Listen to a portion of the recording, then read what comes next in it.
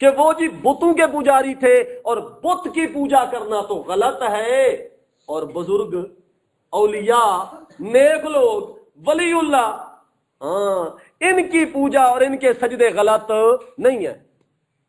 توجہ کرنا، حالانکہ مسئلہ تو بالکل واضح ہے کہ اللہ کے سوا کسی کی عبادت، کسی کی پکار، کسی کا سجدہ، کسی کے نام کی نظر و نیاز قطعاً جائز نہیں ہے، شریعت میں ناجائز ہے، چاہے وہ پوجا اور عبادت سورج کی جائے یا زمین کی جائے، آسمان کی جائے یا پہاڑوں کی جائے، جس قسم کی چیز کی بھی کی جائے، پوجا جائز نہیں ہے۔ پوجا صرف کس کی کرنی ہے؟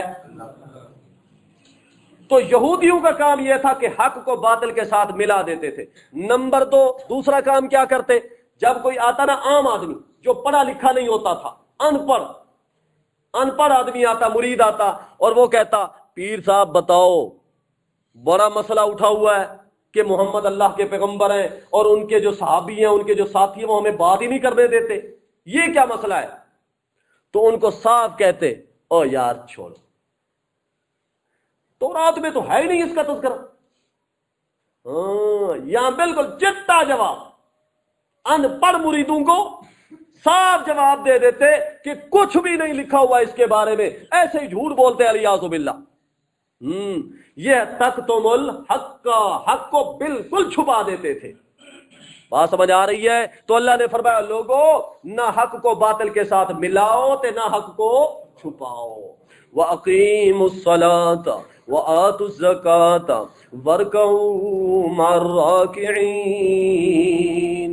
اس جگہ پر اللہ تعالی نے ان یہود کے علماء کا علاج ذکر فرمایا ہے۔ بیماریاں تو آپ کے سامنے آ چکی ہیں جو ان کی مرض تھی، اب اللہ تعالیٰ نے ان کا علاج ذکر فرمایا ہے۔ بیماریاں اگر دیکھا جائے تو 3 بڑی بیماریاں ان مولویوں میں تھیں۔ سب سے بڑی بیماری حب جاہ، حب جاہ، مرتبے سے محبت، چودراہٹ۔ اگر میں تو بڑا مولوی ہوں اس علاقے کا، اگر میری جگہ پر اس علاقے میں کسی اور مولوی کا فتویٰ چلنے لگے تو مولوی صاحب ذرا اس کی ٹانگیں کھینچتے ہیں، اچھا میرے ہوتے ہوئے یہ دوسرا مولوی کہاں سے آ گیا؟ یہ مولویوں میں اس وقت مرض تھی حب جا۔ آج کے مولوی کی بات نہیں کر رہا، ناراض نہ ہونا، اس دور کے مولویوں کی بات کر رہا ہوں کہ اس وقت کے جو یہودیوں کے مولوی تھے نا، ان میں پہلی بات تھی حب جا، چودراہٹ۔ جس طرح ایک چودھری دوسرے چودھری کو ایسے برداشت نہیں کرتا، بڑی مشکل سے جا کر کرتا ہوگا تو اوپر سے اندر سے دل میں کڑتا ہے، اسی طرح مولوی کی بات بھی یہی تھی۔ اور نمبر 2، دوسری بیماری ان میں تھی حب مال، مال سے محبت، انتہائی درجے کی دنیا سے محبت۔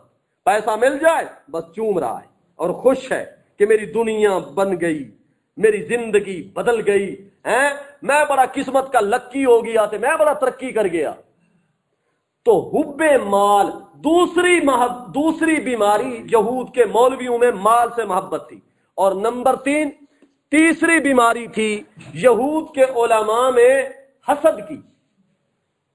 کس بات کی؟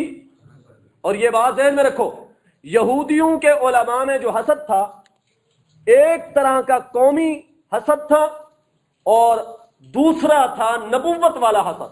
قومی حسد کیا؟ توجہ کرنا، یہ جو یہودی تھے نا، یہودی اور عیسائی، یہ حضرت یعقوب کی اولاد ہے، حضرت اسحاق کی اولاد ہے، اور نبی پاک صلی اللہ علیہ وسلم حضرت محمد مصطفیٰ صلی اللہ علیہ وسلم یہ حضرت اسماعیل علیہ السلام کی اولاد ہے۔ بات سمجھ آ رہی ہے؟ اب یہ جو یہودی اور عیسائی تھے نا، ان کا نظریہ تھا کہ نبوت ہمیشہ ہمارے خاندان سے چلے گی، یعنی بنی اسرائیل سے اسی کے اندر رہے گی، کبھی بھی دوسرے خاندان میں نہیں جائے گی، دوسری قوم میں نہیں جائے گی، دوسرے قبیلے میں نہیں جائے گی، خاندان میں نہیں جائے گی۔ اللہ نے کیا کیا؟ اللہ تعالیٰ نے آخری پیغمبر بھیجا حضرت محمد مصطفیٰ صلی اللہ علیہ وسلم، وہ حضرت اسماعیل علیہ السلام کے خاندان سے بھیج دیا۔ اگر تاریخ کا مطالعہ کرتے ہیں تو یہ بات تو بالکل واضح ہے کہ صرف ہمارے پیغمبر ہی حضرت محمد مصطفیٰ صلی اللہ علیہ وسلم حضرت اسماعیل کی خاندان سے صرف ہمارے پیغمبر نبی بنے ہیں اور کوئی پیغمبر نہیں آیا. باقی جتنے پیغمبر بھی آئے سارے حضرت اسحاق کی اولاد سے. بات سمجھ آ رہی ہے؟ اب یہ بات لڑی ہوئی تھی ان کو یہودیوں کو. وہ دیکھو جی فتوے ہمارے چلتے ہیں، جتنے ہزاروں انبیاء ہماری قوم سے آئے، ہمارے خاندان سے آئے، یہ نیا نبی کہاں سے آ گیا؟ اب نبوت ہم سے نکل کر ادھر مکے میں کیسے چلی گئی؟ وہ تو ان پڑھ لوگ ہیں، وہ تو امی لوگ ہیں، وہ تو کچھ پڑھے ہوئے بھی نہیں ہیں. علم ہمارے پاس، کتابیں ہمارے پاس، انبیاء ہمارے پاس، ہم انبیاء کی اولاد، نیک لوگوں کی اولاد ہیں، صاحب زادے، نبی زادے، پیر زادے، مخدوم زادے، سید زادے، ساری صفتیں ہمارے پاس، اور نبوت چلی جائے دوسرے خاندان میں. یہ لگ گیا حسد. اب بات سمجھ آ رہی ہے؟ یہ حسد ان کو کھائے جا رہا تھا. ہائے اب اگر ہم جاتے ہیں نا اس کی اتباع میں تو پھر تو یہ ہوگا اب بڑا بنے گا محمد مصطفیٰ، وہ ہمارا امام بنے گا صلی اللہ علیہ وسلم، اور ہم اس کے مقتدی بنیں گے. یہ برداشت بات سمجھ آئی ہے جی؟ یہ بات ان کو ہضم نہیں ہو رہی تھی یہودیوں کو، اس لیے وہ ہیلے بہانے کرتے، کبھی کیا بات کرتے کبھی کیا بات کرتے. اب آئیے اللہ تعالیٰ نے گویا کہ کتنی بیماریاں ہوں گی یہود کے علماء میں؟ یاد ہیں یا بھول گئی ہیں؟ کتنی بیماریاں؟ 3 بیماریاں. پہلی بیماری مرتبے سے محبت، چودراہٹ سے محبت کہ نام ہمارا چلے باقی سارے ہمارے نیچے رہے. اور نمبر 2 دوسری بات مال سے محبت. اور نمبر 3 تیسری بیماری ان میں حسد کی آگ میں جل رہے تھے وہ کہ کیوں نبوت ہم سے نکل کر دوسرے خاندان میں چلی گئی، کیا ہو گیا؟ اب وہی ہمارے پاس نہیں آتی، ان کے پاس وہی کیوں آتی ہے؟ یہ بات. اب اللہ نے تینوں بیماریوں کا علاج ذکر فرمایا. دیکھیے گا اللہ نے فرمایا وَأَقِيمُوا الصَّلَاةَ. او یہود کے علماء، او نصارہ کے مولوی علماء، اقیم الصلاۃ، نماز قائم کرو. نماز، جب نماز پڑھو گے توجہ کرنا، نماز قائم کرو گے، ایک امام آگے کھڑا ہوگا، پچھلی صف میں پہلی صف میں سارے مقتدی اکٹھے کھڑے ہوں گے، ان میں پیر صاحب بھی ساتھ ہوں گے، شیخ صاحب بھی ساتھ ہوں گے، عالم اور بزرگ صاحب بھی ساتھ ہوں گے، اور مرید بھی. یہودیوں میں تو یہ بڑا فرق تھا، وہ تو اپنے آپ کو سمجھتے تھے کہ ہمیں نہ عبادت کی ضرورت ہے، ہاں ہمیں نہ نماز کی ضرورت ہے، ہم تو پاک ہیں. اللہ نے فرمایا آؤ ادھر نماز پڑھو، چودراہٹ والا جو نشہ ہے یہ ختم ہوگا. یہ مرتبے والا جو فرق تم نے بنا رکھا ہے کہ ہم غریبوں کے ساتھ کیوں کھڑے ہوں، ظاہر بات ہے نماز کے اندر انسان کا غرور ختم ہوتا ہے، تواضع آتی ہے کہ ایک طرف ساتھ استاد بھی کھڑا ہے اور ساتھ شاگرد بھی، پہلو میں پیر بھی کھڑا ہے اور ساتھ مرید بھی، سردار بھی کھڑا ہے اور ساتھ غلام بھی، نوکر بھی ساتھ، خادم بھی ساتھ کھڑا ہے. تو یہ نماز کے اندر چونکہ تکبر ختم ہوتا ہے، اللہ نے فرمایا اقیم الصلاۃ. پہلا نسخہ آ گیا، پہلا علاج، پہلی بیماری کا پہلا علاج، اقیم الصلاۃ، نماز قائم کرو. نمبر 2 فرمایا آتوا الزکات، اور زکات ادا کرو. زکات مولویو، ہاں لینا تو مولوی صاحب کے لیے آسان ہوتا ہے، تو دینا بڑا مشکل ہوتا ہے. کہتا رہے گا خرچ کرو، خرچ کرنے کے بڑے فضائل ہیں، لیکن خود جب اس کو کہا جائے حضرت جی آپ بھی تو کچھ حصہ ملائیں، آپ بھی تو کچھ خرچ کریں، ہاں تو پھر نہ. ہاں اللہ نے فرمایا یہودیوں کے مولویوں زکات ادا کرو. کیا کرو؟ زکات ادا کرو. زکات ادا کرو گے تو مال کی محبت ختم ہوگی. کیوں؟ توجہ کرنا، جب انسان زکات ادا کرتا ہے تو وہ آدمی بغیر کسی بدلے کے، بغیر کسی عوض کے اپنا مال ہزاروں کی مقدار میں اٹھا کر किसी गरीब और फकीर आदमी के हवाले करता है और उससे कुछ नहीं लेता, कुछ भी नहीं लेता बदले में, हाँ, तो इस वक्त माल की मोहब्बत क्या होती है? खत्म होती है। तिजारत में तो ये होता है ना कि ये सामान दे रहा हूं तो पैसे मुझे मिलेंगे, तो वहां पर तो बदला है। ज़कात में कोई बदला नहीं लेना होता, तो इसलिए ज़कात देने वाला आदमी जो होता है उसके दिल से माल की मोहब्बत खत्म होती है और लालच खत्म होती है। और जो आदमी ज़कात नहीं देता वो लालची होता है, वो बखील होता है, वो बदमिजाज और बद अखलाक होता है। और जो आदमी ज़कात पाबंदी से अदा करता है उसका अखलाक अच्छा बनता है, लालच खत्म होती है, तमा और हिर्स खत्म होती है। इसलिए अल्लाह ने फरमाया मौलवियों आतु ज़काता, क्या अदा करो? ज़कात अदा करो ताकि माल की मोहब्बत खत्म हो, लालच। नंबर 3 फरमाया वरकऊ मार्राकिईन, और रुकू करो, आजिज़ी करो, आजिज़ी करने वालों के साथ। क्या मतलब? अल्लाह ने फरमाया, और तीसरी बात हसद वाली, कि मौलवियों हसद की आग में जलने का कोई फायदा नहीं है। दुनिया में भी जिल्लत की जिंदगी गुजारोगे और मौत के बाद भी जलील होवोगे। आ जाओ, अगर तुम कामयाबी हासिल करना चाहते हो तो मेरे पैगंबर के जो मुक्तदी हैं, अबू बकर, उमर, उस्मान, अली रज़ी अल्लाह ताला अन्हुम अजमाइन, आ जाओ मेरे पैगंबर की सहाबा में, मेरे पैगंबर के साथियों में इकट्ठे आ जाओ, जमा हो जाओ, शामिल हो जाओ। हसद छोड़ दो, बाहर रहने से कुछ नहीं मिलेगा, किनारे पर बैठने से कुछ नहीं मिलेगा। ये तो एक समंदर है, वही का समंदर है, अल्लाह ताला की नेकियों का, रहमतों का समंदर है। इसमें गोता लगाओ, जो गोता ज्यादा लगाएगा वो आगे निकल जाएगा। फरमाया वरकऊ मर्राकिईन। मसला समझ आ गया जी? अब आगे अल्लाह ने फरमाया अतअमुरून अन्नास बिल बिर्रि व तनसौना अनफुसकुम, क्या तुम हुक्म करते हो लोगों को नेकी का और अपने आप को भूल जाते हो, हालांकि तुम तो पढ़ते हो किताब। अफला ताकिलून, क्या तुम इतना भी नहीं समझते हो? मसला समझो जी, बात समझे। अगर कोई आदमी यहूदियों के पास अमीर आ जाता, उनका खास मुरीद, उनको पता है भाई यहां से मुझे हजारों रुपए, लाखों रुपए मिलते हैं इस मुरीद से, तवज्जो करना, मसला समझो। जब ऐसा मुरीद उनके पास आता और मसला पूछता कि जी हजरत जी सच बताओ, शेख साहब, पीर साई, सही सच सच बताओ कि ये मोहम्मद अल्लाह का पैगंबर है या नहीं सल्लल्लाहु, तो यहां जोर लगा देता पीर साहब, मौलवी साहब कि ये अल्लाह का सच्चा पैगंबर नहीं है।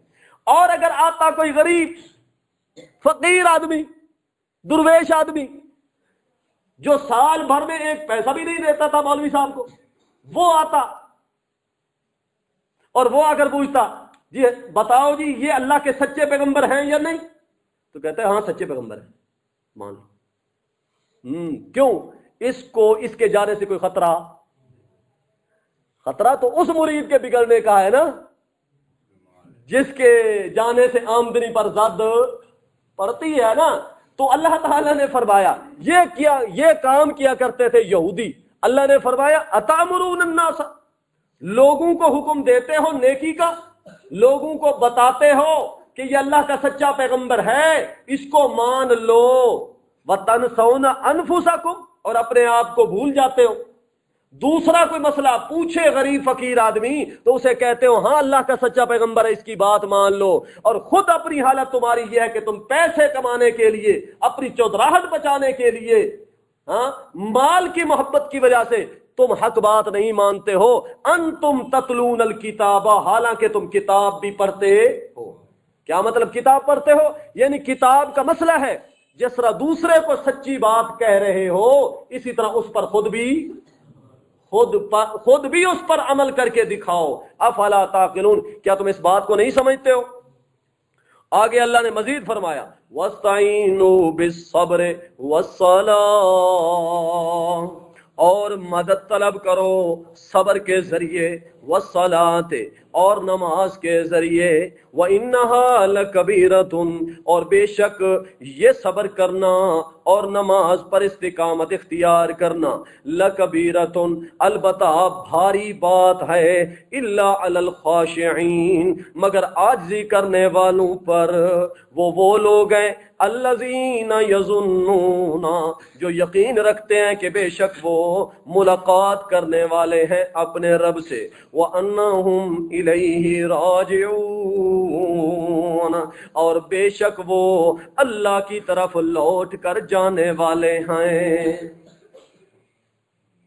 तवज्जो करो जी, अल्लाह ने फरमाया कि ऐ यहूद के उलमा, ऐ नसारा के उलमा, माल की आमदनी की फिक्र न करो, खाएंगे कहां से, छोड़ो इन बातों को, सब्र से काम लो।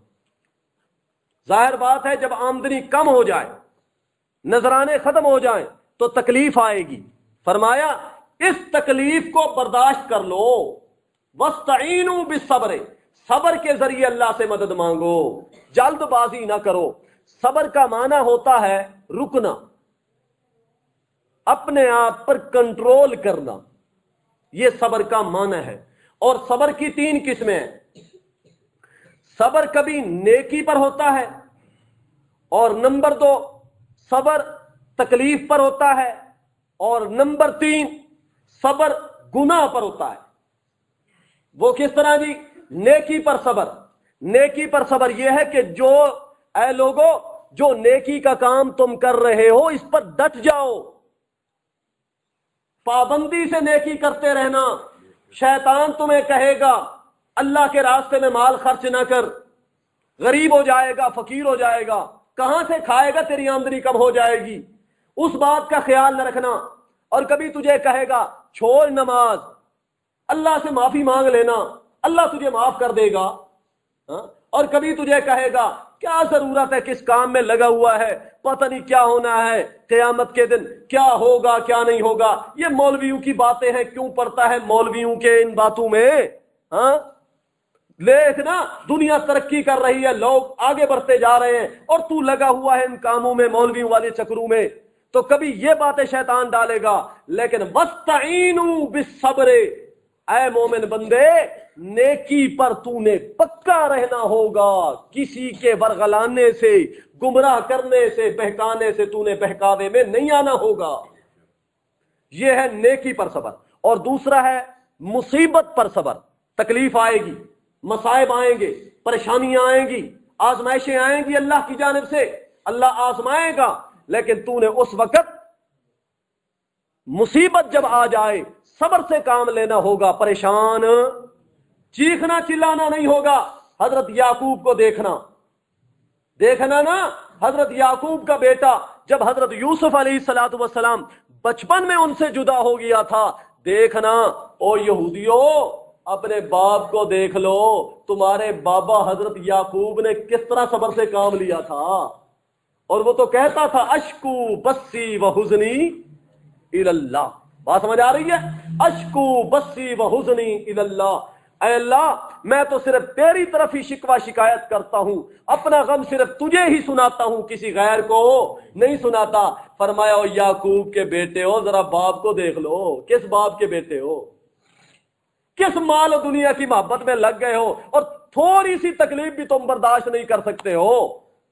और नंबर 3, तीसरी बात है कि मुसीबत और गुनाह पर सब्र करना। गुनाह पर सब्र यह है कि इंसान के सामने ऐसे मौके आएंगे, ऐसी चीजें आएंगी कि बिल्कुल सारे असबाब मौजूद होंगे गुनाह करने के, लेकिन ऐ मुसलमान, ऐ मोमिन इंसान, और ऐ लोगों, ऐ मौलवियों, ऐ अवाम, देखना मौके मौजूद होंगे, लेकिन तुमने हजरत यूसुफ की तरह सब्र करना होगा। किसकी तरह? हजरत यूसुफ की तरह सब्र करना होगा। ओ बनी इसराइलियों, देखो ना हजरत याकूब का बेटा, जब हजरत यूसुफ अलैहिस्सलातु वस्सलाम एक मकान के अंदर उसको बंद कर दिया गया था और जलीखा ने उसे दावत दी थी अपनी तरफ, तो किस तरह यूसुफ अलैहिस्सलाम ने कहा था, काला माअज़ल्लाह, आए है کیسی کیسی باتیں ہیں، سنہرے اصول قرآن میں موجود ہیں۔ اللہ تعالیٰ سمجھانا چاہتا ہے وَاسْتَعِینُوا بِالصَّبْرِ، لوگو تم نے صبر کرو گے تو تمہارے اوپر میری طرف سے مدد آئے گی۔ صبر کرو گے تو مدد، چیخو گے، چلاؤ گے، شور مچاؤ گے، واویلا کرو گے تو پھر مدد۔ نمبر 2 والصلاۃ، نماز قائم کرو۔ جب تمہیں تکلیف ہو جائے، مصیبت آئے، پریشانی آئے تو فوراً نماز کی طرف جاؤ۔ حدیث کے اندر آتا ہے امام الانبیاء سید الاولین حضرت محمد مصطفیٰ صلی اللہ علیہ وسلم نے ارشاد، ان کے بارے میں صحابہ کرام فرماتے ہیں کہ جب بھی اللہ کے پیغمبر کو کوئی مشکل درپیش آتی، جب بھی کوئی تکلیف ہوتی یا جب کوئی نیا واقعہ پیش ہوتا، اللہ کے پیغمبر فوراً جاتے، وضو کر کے مسجد میں چلے جاتے اور اللہ کے سامنے نماز میں مشغول ہو جاتے، حتیٰ کہ اللہ پاک اس معاملے کو آسان فرما دیتا تھا۔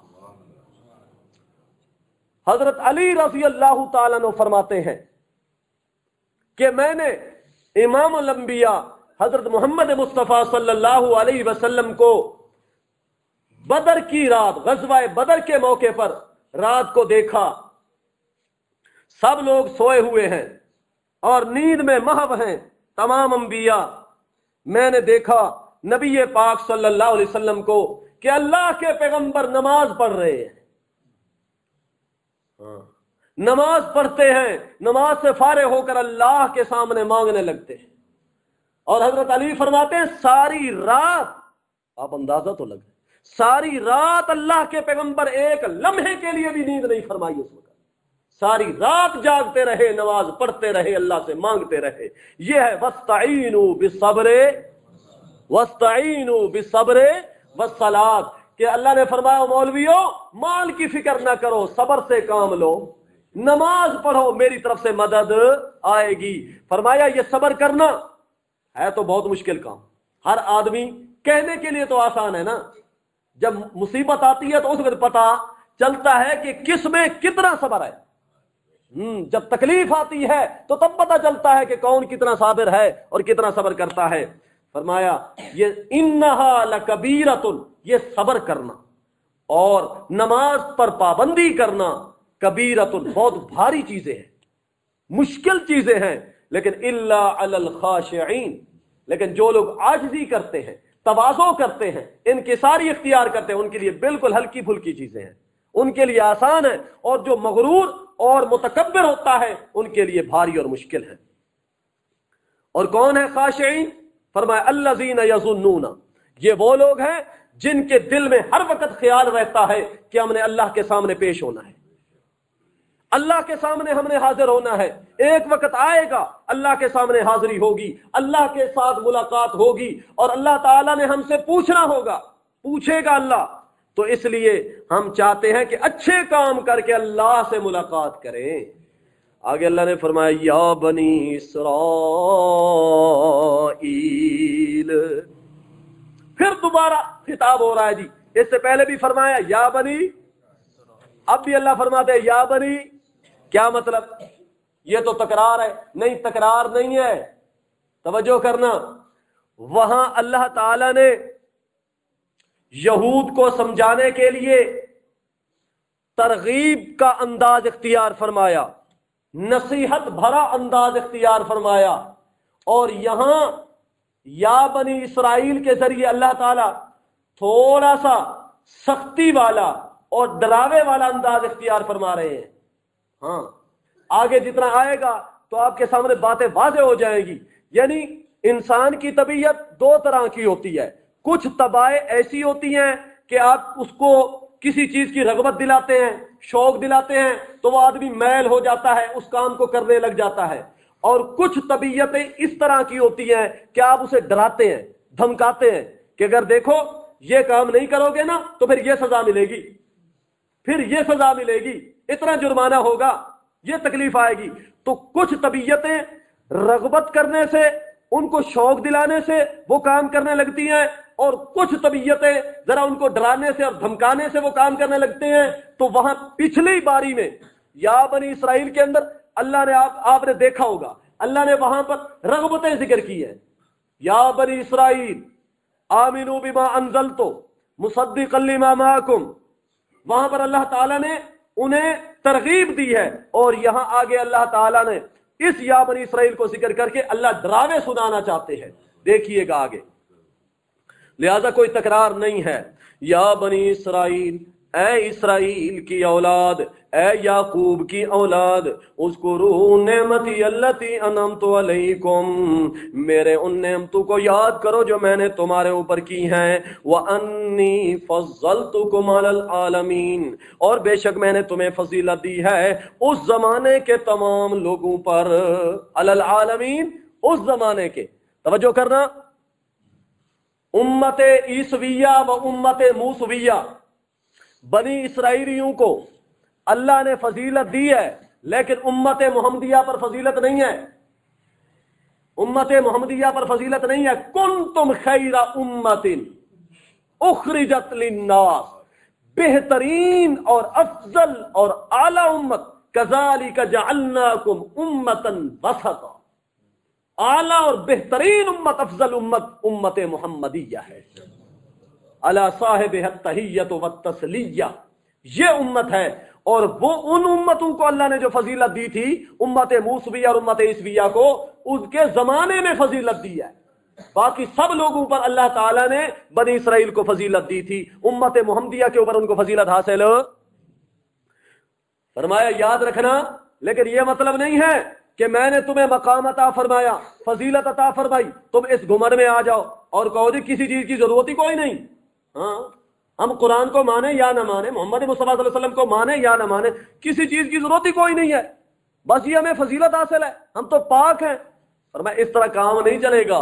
आगे फरमाया वत्तकू, देखो तरहीब शुरू है, डरावा। फरमाया वत्तकू यौमा, डरो तुम उस दिन से, ला तजजी नफ्सुन अन नफ्सिन शैया, जिस दिन नहीं नफा देगा कोई नफ्स किसी नफ्स को कुछ भी। वला युक़बलु मिन्हा शफ़ाअ, और नहीं कबूल की जाएगी किसी नफ्स से कोई सफारिश।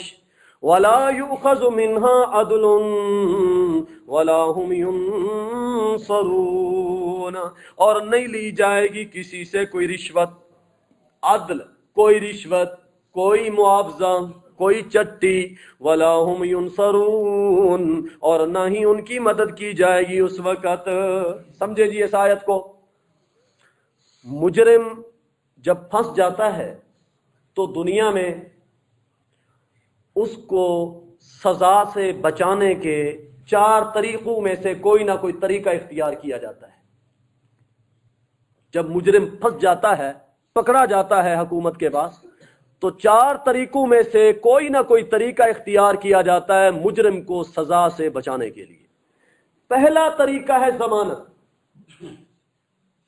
हाँ, जमानत का मतलब यह है कि उसकी जगह पर किसी और को दे दिया, भेज दिया, और वो आदमी छुड़ा लो और बचा लो।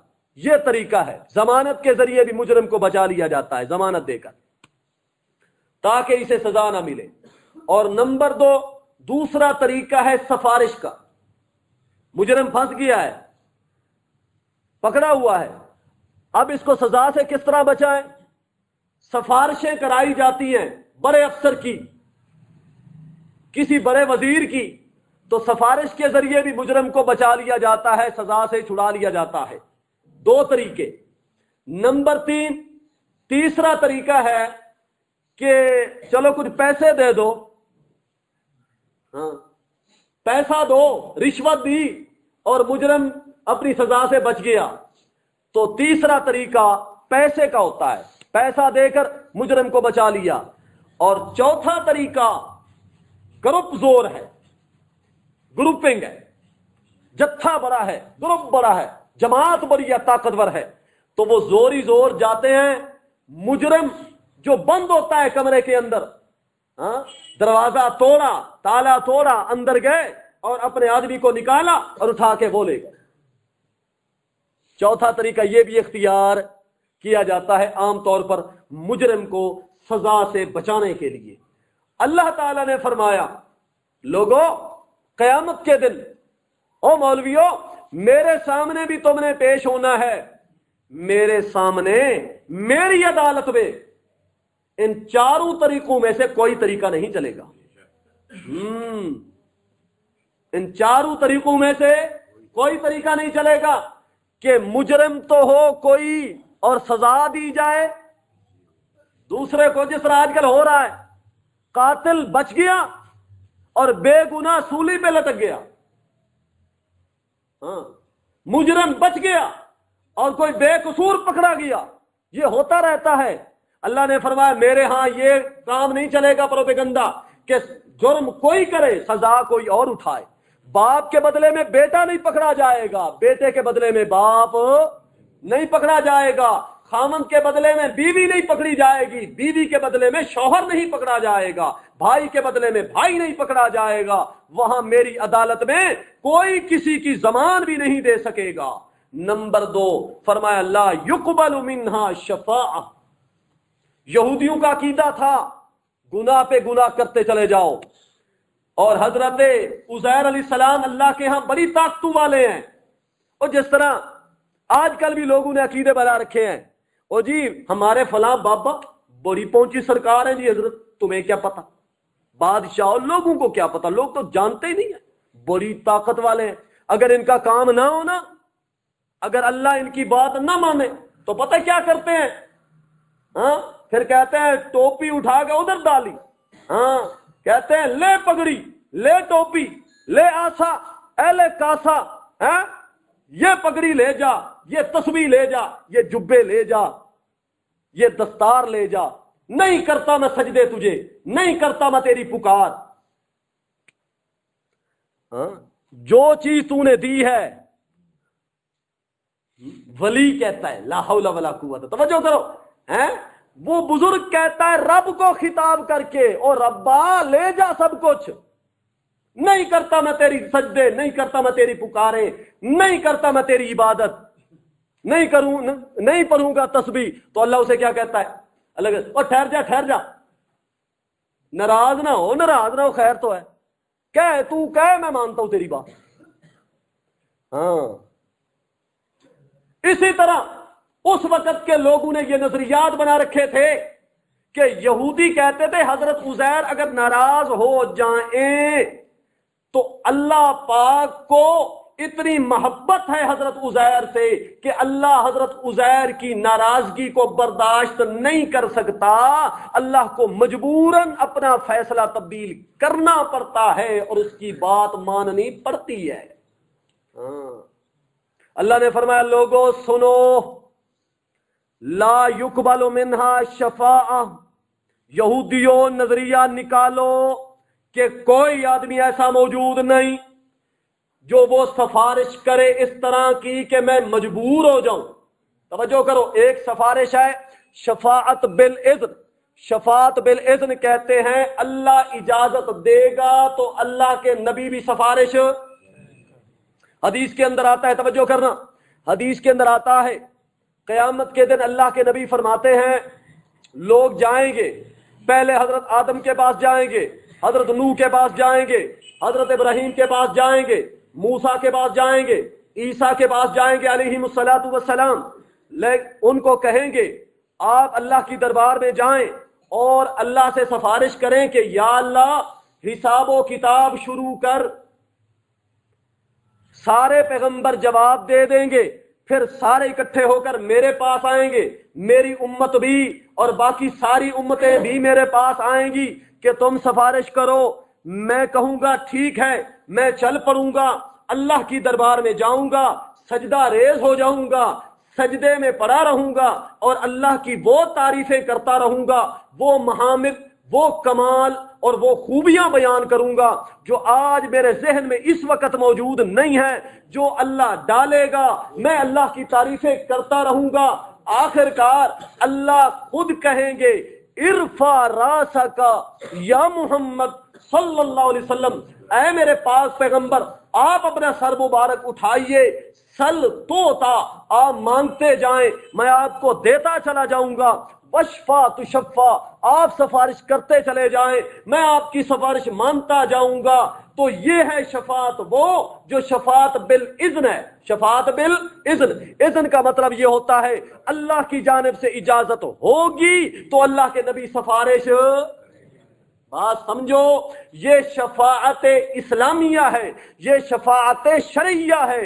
जो नजरिया कुरान ने दिया है, जो तसव्वुर नबी पाक सल्लल्लाहु अलैहि वसल्लम ने दिया है, वो ये है तरीका सफारिश का। इसके अलावा जो मुशरिकीन मक्का का नजरिया था कि हाउलाए शुफाउना इंदल्लाह, कि ये हमारी पहुंची सरकारें हैं, अल्लाह से जो मनवाना चाहे मनवा लेते हैं ये बुजुर्ग, या यहूदियों का अकीदा था कि हजरत उज़ैर अल्लाह से जो मनवाना चाहे मनवा लेते हैं, या ईसाइयों का अकीदा था कि हजरत ईसा अलैहिस्सलातु वस्सलाम भी अल्लाह से जो मनवाना चाहे मनवा लेते हैं। अल्लाह ने फरमाया खबरदार, ला युकबलु मिनहा शफाअ, वो शफात जो कहरी है, जो जोरी जोर मानी जाएगी, ला युकबालो, मेरे यहां ऐसी कोई सिफारिश, मेरे यहां कोई सिफारिश। बोलो अल्लाह का कुरान सच्चा है या नहीं?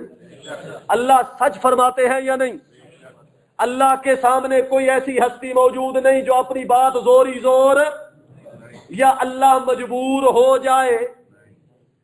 जिस तरह छोटा आदमी मजबूर हो जाता है, थानेदार सचो मजबूर हो जाता है डीएसपी साहब की बात मानने पर, या कोई वजीर की बात मानने पर मजबूर हो जाता है, या दोस्त की बात मानने पर मजबूर हो जाता है। यार अगर मैंने इसकी बात ना मानी तो दोस्त नाराज हो जाएगा, तो यारी को तो बाकी रखना है, छोड़ना मैं नहीं चाहता।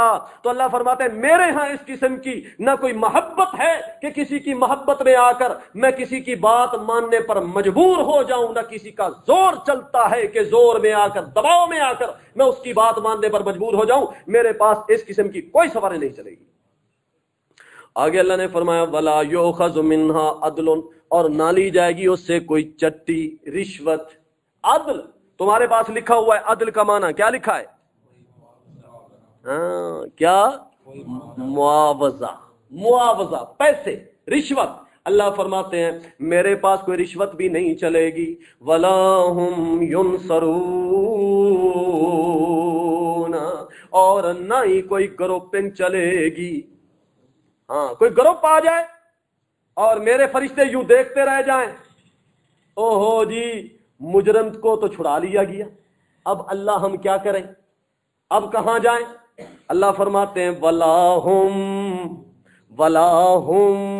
युनसरून,